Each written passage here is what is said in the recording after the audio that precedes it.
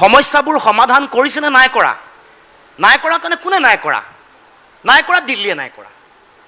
90:10 নাই দিয়া। অসম চুক্তিৰ প্ৰতিটো দফা কাৰ্যকৰী কৰি দিয়া নাই, কোনে দিব পাৰিব? অসম চুক্তিৰ 6 নম্বৰ দফা নডেল মিনিষ্ট্ৰী কোন? হোম মিনিষ্ট্ৰী, কেন্দ্ৰীয় চৰকাৰ কৰি দিয়া নাই। বৃহৎ নদীবান্ধ বন্ধ কৰাৰ কাৰণে সংগ্ৰাম কৰিছিলোঁ, এখেতেও কৰিছিলে, আমি সকলোৱে কৰিছিলোঁ, বন্ধ কৰি নাই দিয়া।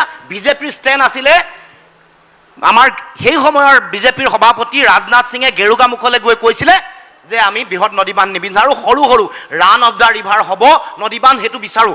আৰু পাছিঘাটলৈ গৈ প্ৰধানমন্ত্ৰীয়ে কৈছিলে যে আমি বৃহৎ নদীবান্ধ নিবিচাৰোঁ। আমি আদৰ্শগত কথাহে ক'ব খুজিছোঁ। এই কোনোবা আৱেগ ঢুকুৱা মানুহবোৰক লৈ আমি তেওঁলোক ত্যাগ কৰিলে, তেওঁলোকক ঘূৰাই আনিব নোৱাৰে। প্ৰমোদ বড়ো ডাঙৰে পাহৰি যাব নালাগে যে এজিপি চৰকাৰ থকা আমাৰ দিল্লীত বিজেপি চৰকাৰ আছিলে 96-ত। গতিকে এইবোৰ কথা মৌলিক কথা। গতিকে আমাৰ কথাটো হ'ল এই যিবোৰ মানে আমি কোনেও এই ত্যাগটোক কেতিয়াও আমি ইয়াক আৱেগ সৃষ্টি কৰি আমি ৰাজনীতি কৰিব খোজা নাই, আমি সমাধানৰ কাৰণে। কিন্তু সমাধানটো হৈছেনে নাই হোৱা? আজি যি সময়ত এই অসম চুক্তিখন আখৰে আখৰে পালন কৰিম, 16 মে'ৰ পৰা বিদেশী তালি টোপোলা বান্ধি যাব লাগিব বুলি কৈছিল, সেই বিজেপিয়ে তেওঁলোকে CAA আনি পিনে 43 বছৰ বিদেশী বুজা অসমক জাপি দিলে নে নাই দিয়া? আমাৰ মাটি তেওঁলোকে নিদিওঁ বুলি কৈ, বাংলাদেশক মাটি নিদিওঁ বুলি কৈ বাংলাদেশক আমাৰ মাটি দিলে নে নাই দিয়া? সীমান্তলৈ গৈ ভাৰতবৰ্ষৰ তিৰংগ পতাকা উত্তোলন কৰিছিল সৰ্বানন্দ সোণোৱালৰ নেতৃত্বত। এতিয়া সেই সৰ্বানন্দ সোণোৱালৰ নেতৃত্বত বিজেপিৰ সেই সময়ৰ সভাপতি তিৰংগ পতাকাৰ সন্মান ৰাখিব পাৰিলে নে নোৱাৰিলে?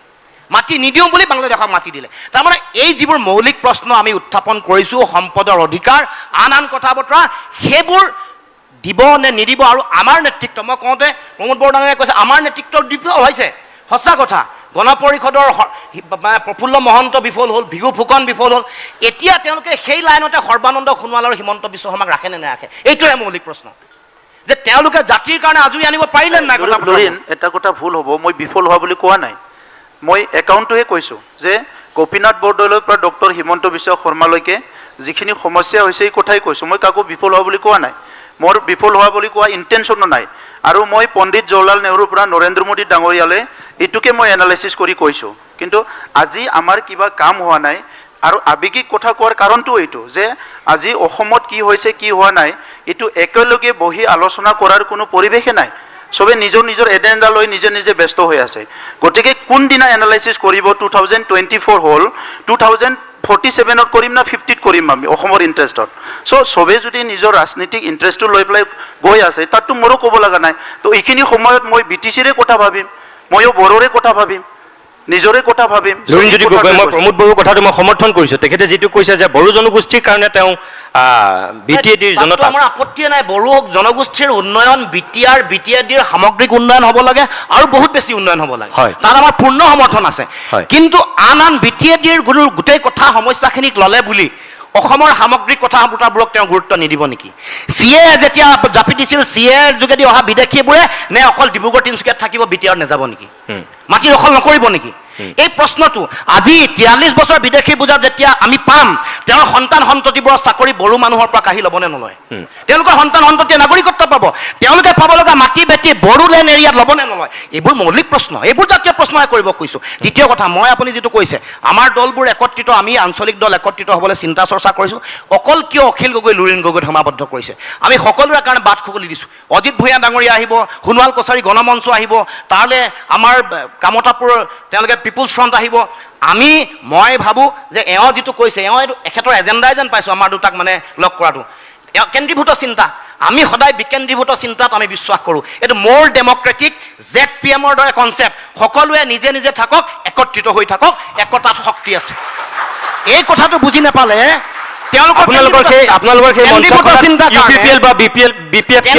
চিন্তাৰ কাৰণে এই কথাটো তেওঁলোকে ক'ব খুজিছে। আপোনালোকৰ সেই মঞ্চখনত BPF বা UPPL অসমৰ জাতীয় প্ৰশ্নত যুঁজিলে সকলো আমাৰ ওচৰলৈ আহিব। জাতীয় প্ৰশ্নত যদি দিল্লীৰ লগত যুঁজে, কম্প্ৰমাইজ নকৰে, অধিকাৰ আজৰি আনিবৰ কাৰণে যদি চিন্তা চৰ্চা কৰে, তেতিয়াহ'লে নিশ্চিত আপোনালোকৰ ওচৰলৈ কিয় আহিব লাগে? তেওঁলোকৰ ওচৰলৈ বুলি কোৱা নাই, আমাৰ ওচৰলৈ নকওঁ। এইটো কথা কেতিয়াও নহয়, আমি সকলো সমতা। এতিয়া সোণোৱাল কছাৰী এটা জনগোষ্ঠী, আমি সমতাৰ দৃষ্টিভংগীৰে চাম। এইটো কেনেকুৱা? আমিতো বিজেপি নহয় যে ডিক্টেট কৰিম। মই তিতা সঁচা এটা কথা কৈ দিছোঁ, আমিতো বিজেপি নহয় ডিক্টেট কৰি দিম, আমাৰ ফালে আহা। আমি সমতাৰে বড়ো জনগোষ্ঠী আমাৰ অসমৰ জাতীয় জীৱনৰ আটাইতকৈ পুৰণা ভূমিপুত্ৰ জনগোষ্ঠী তেওঁলোকৰ শক্তি যেতিয়া থাকিব তেওঁলোকৰ অধিকাৰ যেতিয়া সুৰক্ষিত হ'ব সমগ্ৰ অসমীয়া জাতি সত্তাৰ হ'ব এইটো আমি বিশ্বাস কৰোঁ অসমীয়া জাতি গঠন প্ৰক্ৰিয়াত বড়ো কাৰ্বি তিৱা ৰাভাৰ আটাইতকৈ বেছি অৰিহণা হোৱাটো বেছি উচিত এই কথা মই বিশ্বাস কৰোঁ এই বক্তব্য মই ৰাখিছোঁ কৈছোঁ বিভিন্ন সময়ত এইটোত কেতিয়াও হিন্দেৰি নাই আমাৰ অসমৰ জাতি গঠন প্ৰক্ৰিয়াত মূল আৰম্ভণি অংশীদাৰিত্ব বড়ো কাৰ্বি তিৱা ৰাভা মিচিং এইসকলৰ তেওঁলোক ভূমিপুত্ৰ গতিকে তেওঁলোকৰ অধিকাৰ সুৰক্ষিত হোৱাটো আমি অন্তকৰণে বিশ্বাস কৰোঁ আমি কেতিয়াও এই ক্ষেত্ৰত কোনো দ্বিধাবোধ নাই মানে তিতা সঁচা এটা কথা কৈ থ'ম জাষ্ট তিতা কথাটো সঁচাটো ক'ব বিচাৰিছোঁ তিতা সঁচাটো কথা হৈছে যে ইয়াত যিবিলাক ডিছকাশ্যন হয় সেইটো বাস্তৱত ৰূপায়ণ নহয় মানে বহুত সময়ত আমি ট্ৰেইনো আমাৰ এৰি যায় আমাক ফ্লাইটো এৰি যায় সংগ্ৰামটোতো একেলগে কৰে আগত তেনেকুৱা বহুত উদাহৰণ আছে মই লুৰিনক টাৰ্গেট কৰি কোৱা নাই মই তিতা সঁচাটোহে কৈছোঁ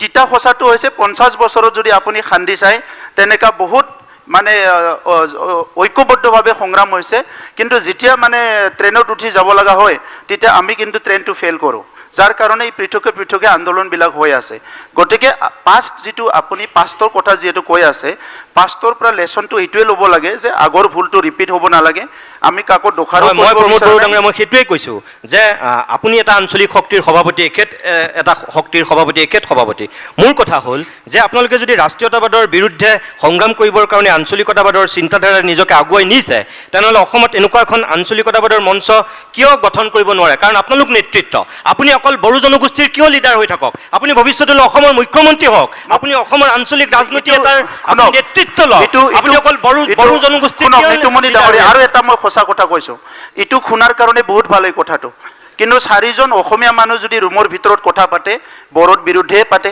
4জন বড়ো মানুহ যদি ৰুমৰ ভিতৰত কথা পাতে অসমৰ বিৰুদ্ধে পাতে এই ৰিকনচিলিয়েশ্যনটো কোনে কৰিব সেইটো যদি চলি আহিছে যেতিয়া বড়োলেণ্ডৰ সংঘাত হয় আপোনালোকে অৱসান ঘটাব যেতিয়া বড়োলেণ্ডৰ সংঘাত হয় আপুনি যিটো কথা ক'লে যে 4জন যদি লগ হয় অসমীয়াই বড়োৰ বিৰুদ্ধে পাতে আৰু বড়ো লগ হ'লে অসমীয়াৰ বিৰুদ্ধে পাতে এই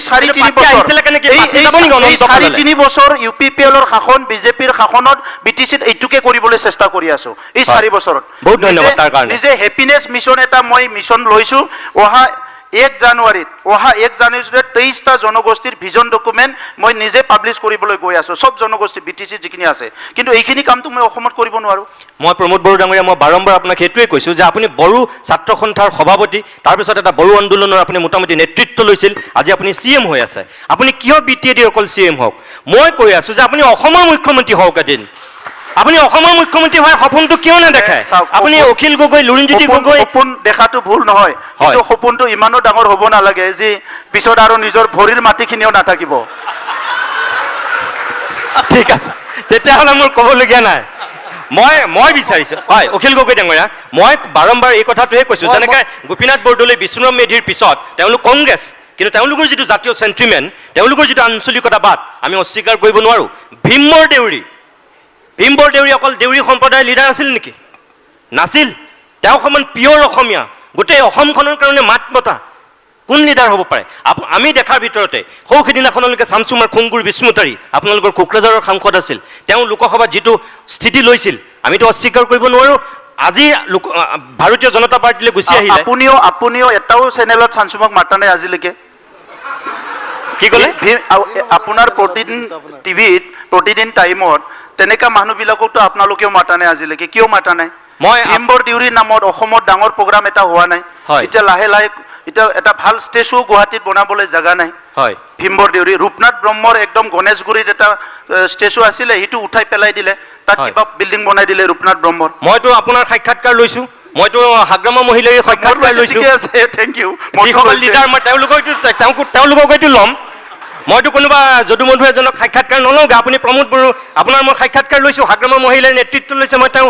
সাক্ষাৎকাৰ লৈছোঁ মোৰ কথাটো হ'ল মই অখিল গগৈ ডাঙৰীয়া মই আপোনাক এইটো কথাই ক'ব বিচাৰিছোঁ মই আগৰ আপোনাৰ এটা প্ৰশ্নত অকণমান ৰেছপঞ্চ কৰিব খুজিছিলোঁ আমাৰ জাতীয় পৰিষদ আৰু ৰাইজৰ দলৰ আজি এটা কথা অনুৰোধ কৰিছোঁ অকণমান যদি ক্ষিপ্ৰতাৰে কথাখিনি কৰে আমি অলৰেডি আধা ঘণ্টা মই কৈছোঁ টাইম কেতিয়াবাই শেষ হৈছে এইটো চবতকৈ ভাল লগা ডিবেট গতিকে চলি থাকিব পাৰে অকণমান সময় নাই পিছত আৰু এটা ছেশ্যন আছে গতিকে ভাল লাগিলে চলি থাকিবলৈ দিব নোৱাৰি মানে হয় মই এটা ৰেছপঞ্চ কৰিব খুজিছিলোঁ আমাৰ জাতীয় পৰিষদ আৰু ৰাইজৰ দলৰ একেলগ হোৱা কথাটোক লৈ এইটো ৰেছপন্স কৰিব খুজিছোঁ চবকে মই জনাব খুজিছোঁ যে আমাৰ ৰাইজৰ দলৰ তৰফৰ পৰা আমি এই দুইটা দল একলগ হ'ব লাগে বুলি দুইটা দলে এটা দল হ'ব লাগে বুলি আমাৰ পিনৰ পৰা আমি ফৰ্মেল তেখেতসকলক চিঠি দি থৈছোঁ এইটো কোনো সন্দেহ ৰখাৰ দৰকাৰ নাই আনকি কালি যেতিয়া মই লুৰিণক লগ পাইছোঁ তেতিয়াও মই কৈছোঁ যে দৰকাৰ ক'লে মই কেন্দ্ৰীয় কমিটিত নাথাকোঁ আমাৰ দুইটা পাৰ্টি লগ লাগি এটা সঁচা সঁচিকৈ এটা শক্তিশালী আঞ্চলিক দল গঠন কৰাটো অত্যন্ত প্ৰয়োজন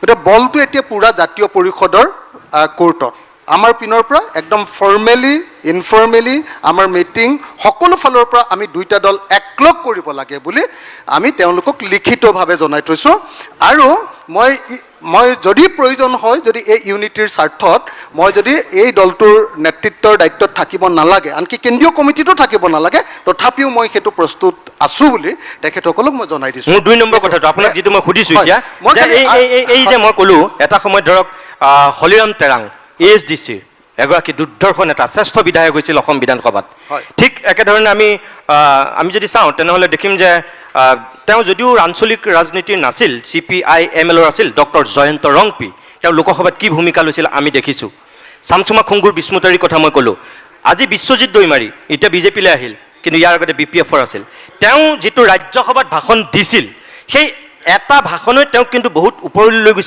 গৈছিল আৰু সেই লিডাৰজন কৰিছিল হয় মই এইটোৱে সুধিছোঁ এই যে জনগোষ্ঠীয় যিখিনি মানুহ আপোনালোকে অকল এই খিলঞ্জীয়া মানুহখিনিক লৈ অকল তেনেকৈ আঞ্চলিক দলৰ পোষকতা কৰাতকৈ সকলোকে লৈ আপোনালোক তেনেকুৱাকৈ নেতা একেবাৰে আগবাঢ়ি যাব নোৱাৰে যে জাতীয়তাবাদ ডেফিনেটলি ইনক্লুচিভ জাতীয়তাবাদ হ'ব লাগে সকলোকে লগত লৈ সকলো জনগোষ্ঠীক লগত লৈ আগবঢ়া দৰকাৰ খালি মই এটা বস্তু প্ৰমোদদাৰ এটা বস্তু মই ৰেছপন্স কৰি দিব খুজিছোঁ যে যদি তেখেতে কৈছে যে তোমালোকে কিয় হাতে কামে কাম কৰা নাই যদি আমি কেতিয়াবা হাতে কামে কাম কৰাৰ সুযোগ লাভ কৰোঁ ৰাইজৰ দলে তেতিয়াহ'লে কি কাম কৰিম সেই কথাখিনি আমি এটা ধুনীয়াকৈ ভিজন ডকুমেণ্টত আমাৰ সপোনৰ অসমখন অসমবাসীৰ জাতীয় কৰ্মসূচী বুলি আমি ডিটেইলছ ৰাইজৰ দলে চৰকাৰ কৰিলে মানে কি কৰিম আমি ডিটেইলছ লিখি থৈ দিছোঁ